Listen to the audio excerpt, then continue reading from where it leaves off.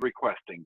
I'm supportive of it, but we just need to keep in mind moving forward that as things develop, and this is the way the development is moving, we have to worry about access to 25. That's what the staff is for. Okay. Okay. And just since we're recording this, let the record show Dr. Rick Orgain has joined us. Thank you, Rick. You're welcome. Any other comments? Seeing none, we'll move on to the next item. Item number 3.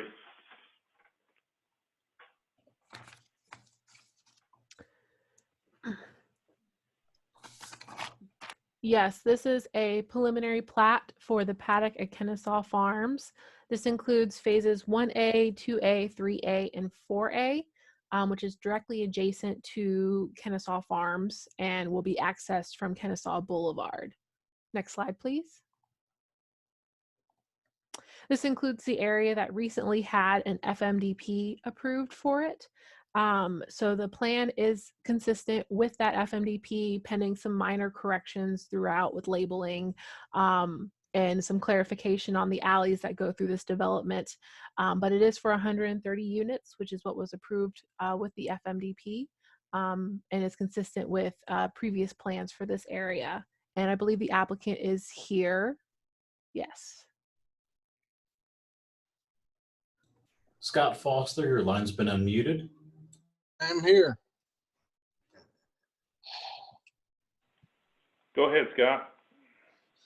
This is to carry on what we did in the back of Kennesaw Farms. We've got villa product, our courtyard product, and 50-foot wide single family detached, about 130 units total.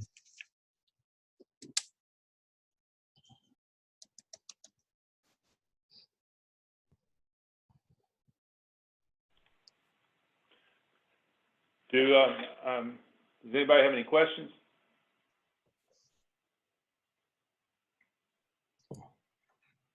I don't have any questions. This looks, it's consistent and looks like a good product.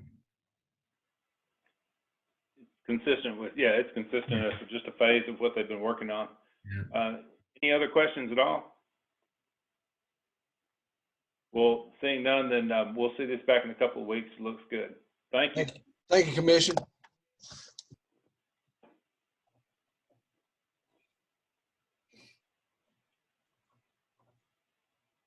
Oh, I'm sorry. Item number 4 is Bella Vista rezoning with preliminary master development plan.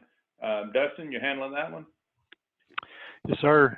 This is to rezone 13.76 acres from the A zoning to the R15 PRD zoning with the PMDP for Bella Vista.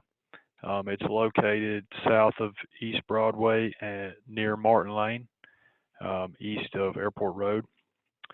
It's for 32 single-family lots, 5 open space tracts, and 1 right-of-way.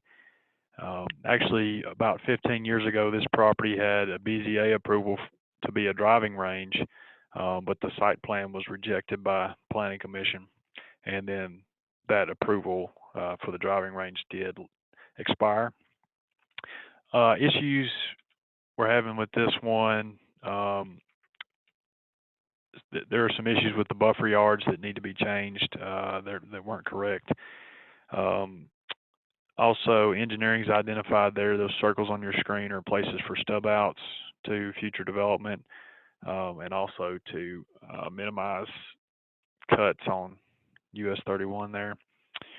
There's some issues about how the stormwater on the front lots is going to be treated.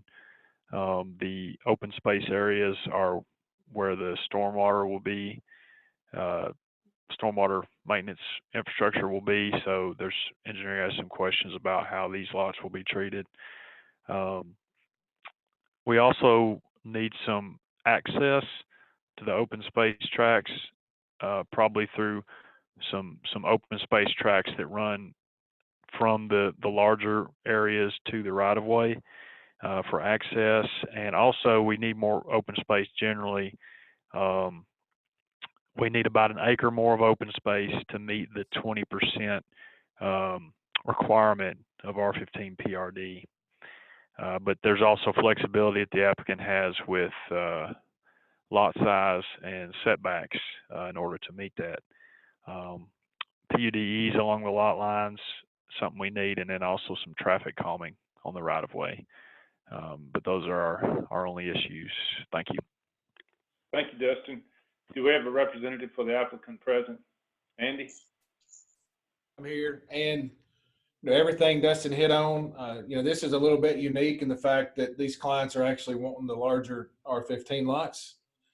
And the shape of the property is conducive to meeting the open space requirement because the lots are so deep. And in general, I have no disagreement with anything that Dustin brought up. As a matter of fact, we've already made those adjustments in the plans.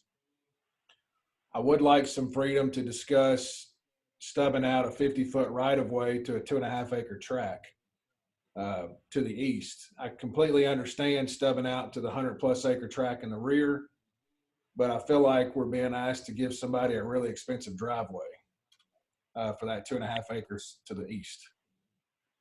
Other than that, we're in full agreement with the comments. So I remember this property well. This was the driving range where they would have had to have porta toilets. And the reason I remember it well is that there was an issue with the access. I guess that's 25 or is that 31? There was issue with the access onto the main road, and I don't remember what it was. Can engineering chime in on that? Does it have to line up with the road across the street or something? I was confused about your question, Mr. Chairman. Are you talking about when this came before us as the driving range property? I remember that we had a long discussion about the road access onto the main road. I don't remember if it was a matter of lining up with the street across from it or if it was something, but do you have any issues with the access point? No, we're good. The city engineer and I went out and checked the site distance each direction, east and west of this. We've got over 800 feet to the northeast and 700 feet to the southwest. The posted speed limit out there is 45 miles an hour, so them cutting into the side of this bank to go ahead and build the road out to East Broadway, it works for us. Oh, that's what it was. I remember it now. They didn't want to do that, cutting into that bank. Their access point years ago was a little bit wonkier. Okay, well, any other, I like the look of it. You got 15,000 square foot lots. The only concern is just one way in, one way out. So any other questions or comments from members of the commission? I think there was an issue with the sewer too, wasn't it? It was then. It's still going to be a point of contention, to say the least. So public sewer is not far away, but the topography is going to be challenging. Oh, you're saying this won't have sewer? No, I'm not saying that. It's going to have sewer. It's just not going to be cheap on them to get it there, but they're going to have to do it. Okay. So I've got a question for engineering. The access stub out to the 2.5 acre tract up closer to 31. Is the goal of that to avoid another connection to 31 from that track in the future? Is that why you guys are asking for that? Yeah, I believe right now that we'll just call that parcel 42 stub out for clarity. That I believe the city engineer would like to make a connection there because we feel like that could be in the next potential development out here in this area, and that would eliminate another connection to 31E. Okay. I mean, but that tracks, it is just 2.5 acres, right? It's not, so even if it was developed, it wouldn't be a lot of traffic, would it? Unless it was combined with something else. Well, it depends on the density, but yeah, that would be a fair statement. Okay. It's quite possible that the other property around that as well could develop too. So I think that's kind of the way that we were looking at that. Just not the 2 acres, but what's east of that is some additional acreage as well. Probably about another 10 acres maybe. Okay. So, all right. Yeah, I think the access point on the rear of the property, I think that does make more sense. I mean, I'm not saying it's not useful, but that does seem like a lot to ask for.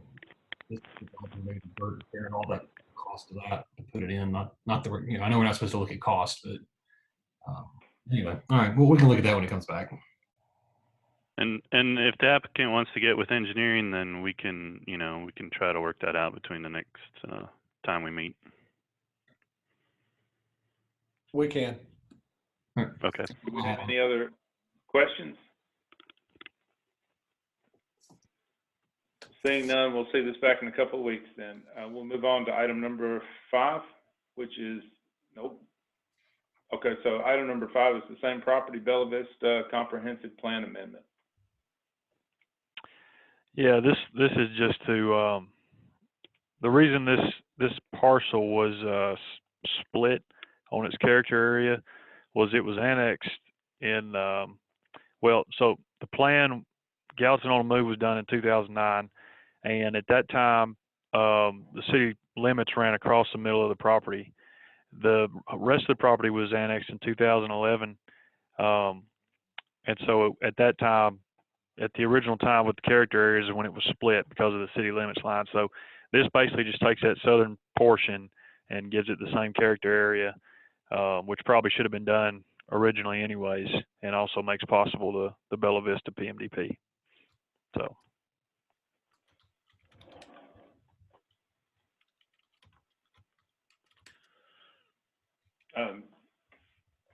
Andy, the applicant's representative, do you have anything to add to this? No, sir. We understand this is probably needed to clean up some things that, you know, had the city limits been different years ago, they might have had a different character on top of it. That seems pretty procedural to me. Does anyone have any questions? Seeing none, then we'll see this item 4 and 5 back in a couple of weeks.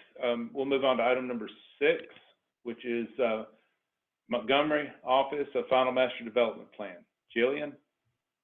Yes, so this is the final master development plan for the Montgomery office. This is one of the residential homes that is on Nashville Pike in the Nashville Pike corridor. The PMDP, the rezoning with the PMDP was approved by City Council last month. And so this is just the final master development plan. Next page, please. So with some minor corrections, this will be consistent with the approved PMDP. Primary changes will be adding the parking sidewalk and removing the driveway access to Nashville Pike. So instead the access will be from a neighboring property, which is consistent with the corridor plan. And the applicant is here.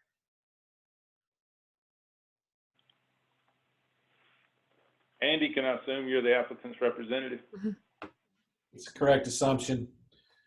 We're in agreement with everything. I wasn't trying to create unnecessary work for Miss Jillian. We probably turned in the wrong version originally for the FMDP. So I apologize for that. That's okay. Just trying to keep you on your toes. So Andy, will you object if we add a condition to staff's comments to add an 8-foot privacy fence on the back of the property? Never mind, I'm kidding.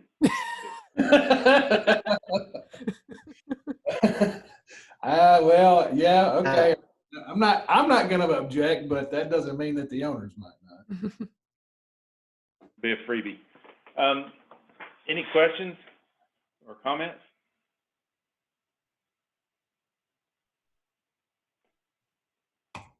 I don't see any. It looks straightforward. Matt, did you have any comments? No, I don't have any comments on it. It's I looked over this earlier today. It looks good. Councilman Snell, anyone else? Good. Okay. Yeah, I think it looks like a good project. Laid out really well. And no curb cut to Nashville Pike. That's impressive. No, they knew that when they first talked to me about purchasing the property. Very good. Well, seeing none, then we'll see this back in a couple of weeks. We'll move on to item number 7. Sumner County Administrative Building Parking Area, Final Master Development Plan. Sharon Burton, you handling that one? Yes, I am. Can you hear me? Yes, ma'am. Go ahead. Okay. This is a parking addition for the county administration building. It's out on Belvedere Drive, well, on Tulip Poplar Drive. They bought part of the property that's back behind there. The only reason it's not just a site plan is because it is zoned MRO, so that requires a final master development plan. They're going to put in 77 parking spaces. I think all the engineering things got worked out. Is that right, Brian? I believe so. I hadn't seen resubmittals yet, but Okay. good. So it's pretty simple and straightforward here. Is this behind the document building that was put up? Yes, behind the archives building. Yeah. Okay, okay.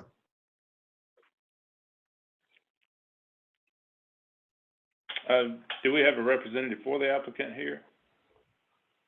Oh, Richard Jones was going to try to get on tonight. I haven't seen him up here anywhere. Richard, your But line's been unmuted. he is doing the design. Richard, your line's been unmuted.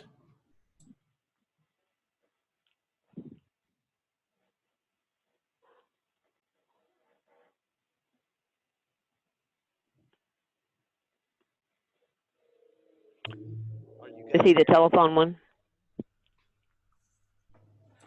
Are you guys Richard? hearing me? Yes, we can hear you now. Yes. Okay, maybe feedback too. I don't know what you're hearing me on.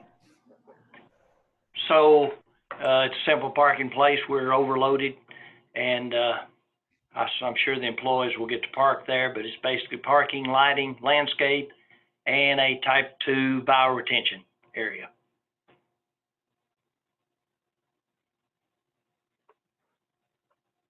Questions from the commission? I don't have anything. This looks pretty straightforward and looks like engineering in the county have worked everything out well. Yep. It looks fine. If there's no other questions, we'll move on. We'll see this back in a couple of weeks. I don't see any problems with it. Thank you, Richard. See you back. Thank you. Item number 8 is Fairvue, resubdivision of lots 51 through 54. And Sharon, are you handling this one? Yes, I've got this one. These are residential lots. They've been there. This is phase 1 of Fairvue, so they've been around a while. Actually, it's the property owners. One of the property owners is here. I know I saw him on our list. Don't know if Mr. Crenshaw is here. But what they have done, there were 4 lots, and they're wanting to divide them up and just take the one lot that's in the middle and divide it among the 3 properties and make it three lots. There's on MRO too. That's why it had to come too. So. Is one of the representatives, is it Dennis Cabin? Yes. Dennis, are you on the line? I am, Sean. Is this between your house, you and Danny Guy, and your Yes. barbecue neighbor? Is that what you're talking about? Yeah. Yes. Yeah, what we'd like to do is just split the lot straight down the middle. I'll keep my half of it. Danny will get a quarter of it, and Mike Isaacson will get the other quarter. Danny's old house has no yard whatsoever, and Mike's got 2 young kids and some dogs, and so I was willing to help him out. Yeah. And the Great. HOA has approved it, by the way. So if I understand properly, we're reducing density and not building anything on it. If we can end on this item and just go out on a high note, we'll call it a meeting. There you go. This is a good thing for everybody. So. Mr. Chairman, Yes, sir. Bill McCord, there is a master plan that's associated with this development, and we are wanting to check to make sure that the proposal is consistent with the master plan. This might be a finding that y'all would make. If you agree that it is a not insignificant, that it does not require an amendment to the master plan, then we can just handle it as a re-subdivision and not deal with the master plan amendment. But we would want y'all to make that decision. And usually when there's a decrease in the number of lots, that's really not concern at all. But I would like for y'all to make that as a finding, if you want to, as part of this replat, that it would not be required. It's usually when there's an uptick in the number of lots that we certainly will have an issue of increasing density when they're creating an additional lot as opposed to reducing one. So we will address that in the resolution. That might be something you want to speak on now, or even have the applicant speak on. I didn't review this one myself, so I'm not sure exactly what lot configuration was described in the original preliminary master development plan and final master plan. But either way, it looks like a lot reduction, so shouldn't be a big issue. Well, I'm only familiar with the terms major amendment or major change to a final master development plan and minor change, but this seems to be a third term, which is insignificant change. So I don't know that we can take a vote tonight, but I can tell you my opinion is that this is something that staff can work through and just have something for us to vote and approve. I'm in favor of it not having to go through the change to the final development plan process. I agree with you. I'm with you on that. This is insignificant and minor, and then there's no need to go through that whole process. So I think that gives you the direction you need, Bill. Okay. We'll incorporate that into the resolution. Okay. Well, then we'll move on to, I think it's item number 9. Thank you, General. Yeah, my pleasure. Thanks, guys. Appreciate the help. Oh, we really are going out on a high note. Okay. Well, I do have one little minor thing I want to mention. And this really, I don't think requires approval of the Planning Commission. We had a street that was platted in the Meadow Glen at Fairway Farm subdivision. That's the one, phase 4, if you will, of Fairway Farms. And one of the phases, the street was titled Nickel Drive, and another phase that essentially extends that street was titled Bristol Drive. So obviously you can see the confusion that would be created if you're traveling down a street and it just changes in mid-block from one name to another. So we're moving to change the street name from Nickel Drive to Bristol Drive so that the contiguous street and continuous street has one name. So we may actually have a resolution asking your support for that, to amend the plat to change the name of that street. Yeah, that sounds like a smart plan. And I also suggest, I like the fact that you're dropping the Nichols and just changing it to Bristol, because we've got Nichols Lane already. I would think that would be confusing to It is. Well, this is nickel like the coin, spelled like the coin. That was 911 suggestion. Ah, okay. But okay. They're homonyms, I guess. They're spelled differently, but they're. So it'll become Bristol Drive or Bristol Lane. I can't remember which one it is. Okay. Do we have any other business to address? Well, if not, I just want to take this opportunity. We never see each other in person. I just want to take this opportunity to say congratulations to Dustin. I understand that he got married and went on a honeymoon here in the last month or two. Congrats. Congratulations, Dustin. Thank y'all. Appreciate it. Did you social distance on the honeymoon? Never mind, don't answer that. You should have talked to us first. Yeah, don't turn me in, all right? All right. Thank you very much, Bill. Do you have anything else, or can we adjourn? No, sir. I will give you an update on the Architectural Advisory Committee. Or Matt, you could do that, I suppose, if you'd rather.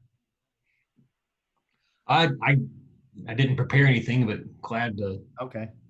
Well, they pretty much come up with a, and they haven't taken a final vote, so I'm not going to spring it on you, but they have come up with, after several meetings, they've come up with a recommendation, and they will be working through that. They still have a couple of weeks of additional review, but I think they've pretty much come up with a suggestion, and they will vote on that on the 30th of this month, the last Thursday of the month. And then we will bring that back to the Planning Commission probably in, I don't know, maybe as early as August to address that. So that's the only additional information I have at this time.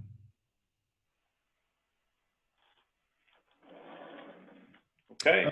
Well, I guess I could add one thing now that we're talking about it. I want to let you know that the county had adopted a new zoning resolution. So the result of that is that as part of that resolution, the county has overtaken zoning responsibilities in our planning region. Now, we still have subdivision responsibility in the planning region and possibly some other controls that we retained.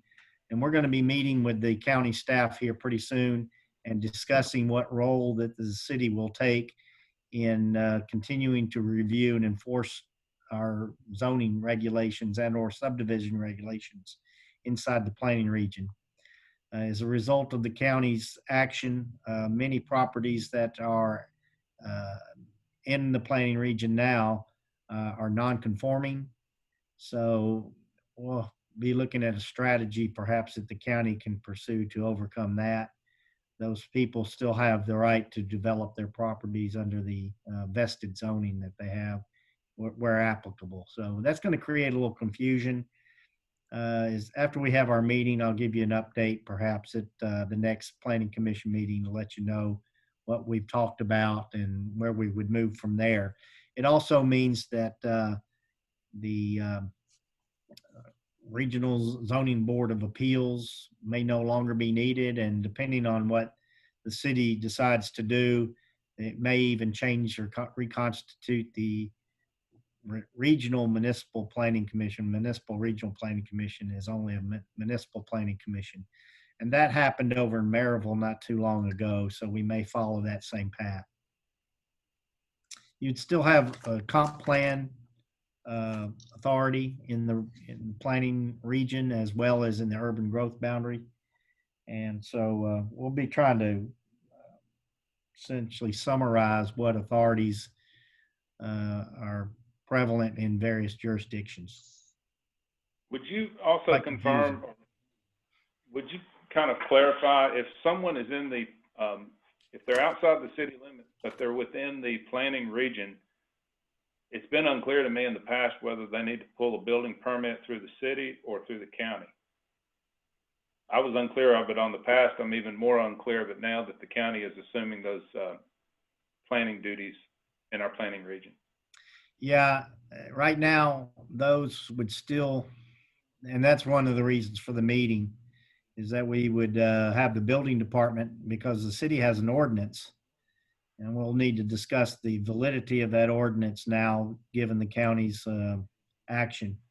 But the city has an ordinance that they apply building permits in the planning region. So that's going to be one of the items we bring to you and let you know about. That's a big one. Okay.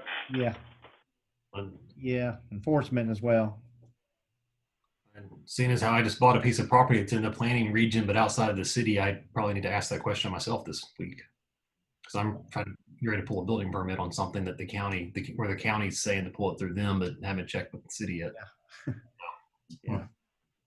There's a whole bunch of development provisions. Well, my property might be the test case to figure out who actually has who the permit's going to come through. Well, if there's no other business, we will adjourn and wish you all a good evening. Y'all stay safe. Bye. Okay, thank you. Bye.